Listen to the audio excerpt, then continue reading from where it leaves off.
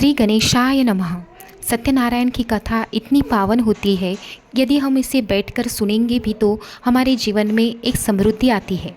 सिर्फ व्रत करना ही नहीं, बल्कि सत्यनारायण कथा को सुनना भी उतना ही फलदायी होता है। भगवान सत्यनारायण का व्रत किसी भी शुभ दिन किया जा सकता है। शुभ मुहूर्त में स्नान करके स्वच्छ वस्त्र पहनकर पूजा स्थान पर कलश रखा जाए। कलश पर नारियल, आम्रपत्र और भगवान विष्णु का चित्र या मूर्ति स्थापित करें। पंचामृत स्नान करके दीप, धूप, पुष्प, फल, नैवेद्य, पंचगव्य और तुलसी अर्पित करें। फिर श्रद्धा से कथा सुने। आज हम सब मिलकर भगवान सत्यनारायण की पावन कथा को श्रवण करने जा रहे हैं। जो भी भक्त इस कथा को श्रद्धापूर्वक सुनता है या सुनाता है, उसकी सभी दुख दूर हो जाते हैं और जीवन में सुख समृद्धि आती है। चलिए शुरू करते हैं कथा का पहला अध्याय। बोलिए सत्यनारायण महाराज की जय। काशी नगरी में एक ब्राह्मण बहुत निर्धन था।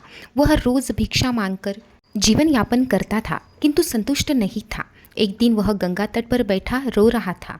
तभी नारद मुनि प्रकट हुए और बोले, ब्राह्मण, तुम्हारी गरीबी का कारण यह है कि तुमने कभी सत्यनारायण व्रत नहीं किया।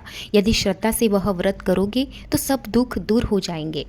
तभी अगले ही दिन ब्राह्मण ने वह व्रत किया। प्रसाद के रूप में उसने गुड़ और चने अर्पित किए। कुछ ही दिनों में चमत्कार हुआ।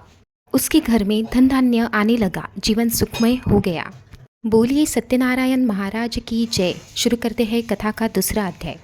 उसी नगर में एक लकड़हारा था। वह रोज जंगल से लकड़ियाँ काट कर बेचता था और कैसे पैसे करके भोजन जुटाता। एक दिन उसने देखा कि एक नगर में व्रत हो रहा है। उसने प्रसाद खाया और ब्राह्मण से इसके महत्व के बारे में पूछा। वह व्रत था सत्यनारायण का।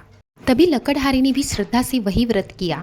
अगले ही दिन उसने जंगल से लकड़ियाँ काटी और जब बाजार में बेची तो उसका 2 गुना भाव मिला। धीरे धीरे वह संपन्न हो गया और उसका परिवार सुखी हो गया। बोलिए सत्यनारायण महाराज की जय। शुरू करते हैं कथा का तीसरा अध्याय। एक नगर में एक सुंदर सेठ नाम का व्यापारी रहता था। उसके पास सब कुछ था, सब सुख थे, लेकिन संतान नहीं थी। एक दिन वह समुद्र यात्रा पर जा रहा था। रास्ते में उसने व्रत होते हुए देखा और ब्राह्मण से सुना कि वह सत्यनारायण का व्रत था, जिससे सारी मनोकामना पूरी हो जाती है। उसने मनोकामना की, यदि भगवान मुझे संतान देंगे तो मैं लौटकर व्रत अवश्य करूँगा। उसके कुछ ही दिनों बाद भगवान ने कृपा की और उसके घर में पुत्र पैदा हुआ, किंतु व्यापारी अपनी प्रतिज्ञा भूल गया। लेकिन कुछ वर्षों बाद जब वह पुनः समुद्र यात्रा पर गया तो अचानक आंधी तूफान उठा। जहाज डूबने लगा। उसने घबराकर भगवान से प्रार्थना की। तभी एक आकाशवाणी हुई, तूने प्रतिज्ञा तोड़ी, इसलिए संकट आया है। तभी व्यापारी को अपनी गलती समझ में आई।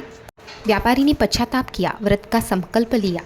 तूफान शांत हुआ और जहाज सुरक्षित किनारे लगा। घर लौटकर उसने पूरे परिवार सहित सत्यनारायण की कथा की और वह सुख समृद्धि से संसार करने लगा। बोलिए सत्यनारायण महाराज की जय। शुरू करते हैं कथा का चौथा अध्याय। उत्तानपाद नाम का एक राजा था। वह प्रजाहितैषी और धार्मिक था। उसने अपने राज्य में व्रत का आयोजन किया। उसी समय एक व्यापारी यात्रा से लौट रहा था। उसने कथा देखी पर अहंकारवश प्रसाद नहीं लिया। लेकिन जब वह घर पहुंचा तो उसने देखा कि उसके घर का सब धन धान्य, सब संपत्ति लुप्त हो गई। देखकर वह चौंक गया। वह राजा के पास दोबारा लौटा। तब उसने राजा ने उसे समझाया, तूने प्रसाद का अनादर किया, यही कारण है कि तुम्हारी संपत्ति लुप्त हो गई। व्यापारी ने क्षमा मांगी, व्रत किया और कुछ ही दिनों में भगवान की कृपा से उसी घर में उसकी सारी संपत्ति लौट आई। बोलिए सत्यनारायण महाराज की जय। शुरू करते हैं कथा का आखिरी अध्याय, यानी 5वां अध्याय। भगवान कहते हैं, जो भक्त सच्चे मन से यह व्रत सुनेगा और करेगा, उसके सब दुख दूर हो जाएंगे। उसके घर में सुख समृद्धि आएगी, धन धान्य, संतान सुख और समृद्धि प्राप्त होगी। जो इस कथा को सुनता है या सुनाता है, उसे मोक्ष की प्राप्ति होगी। यह कथा यही समाप्त होती है। बोलिए सत्यनारायण महाराज की जय।